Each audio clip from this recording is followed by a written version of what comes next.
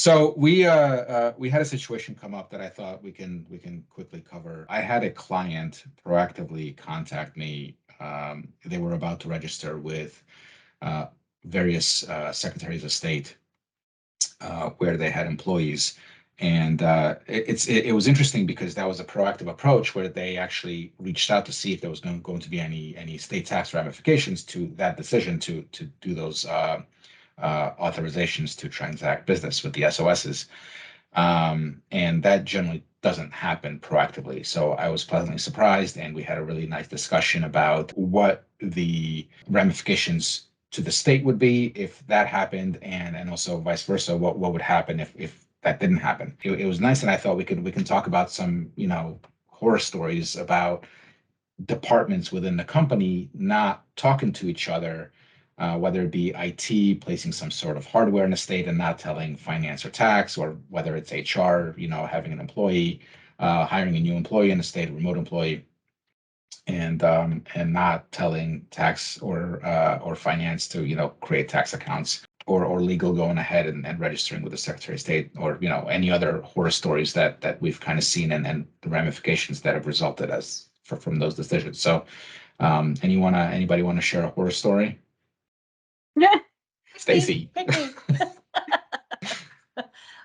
Well, and this one actually Tram was involved in, because one of our clients, they were bidding on a contract in the state of California, and unbeknownst to us, they had to register with the Secretary of State in California in order to even bid on that contract.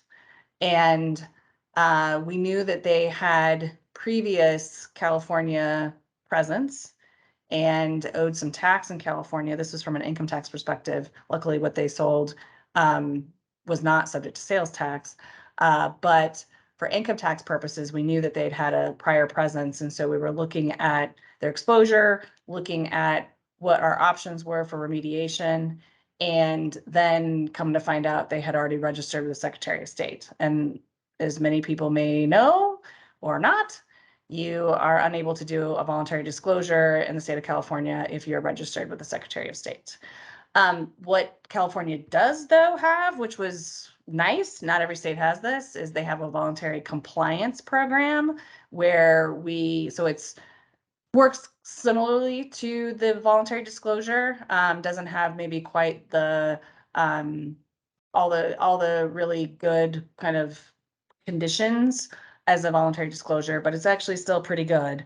And so we were able to get them into the voluntary compliance program as opposed to the voluntary disclosure program, and get them cleaned up. They still owed some penalties just because that program is not, like I said, as nice as the VDA, but we were still able to, have some success there. That's obviously California. Not every state has that. So that's a horror story of getting registered with the Secretary of State.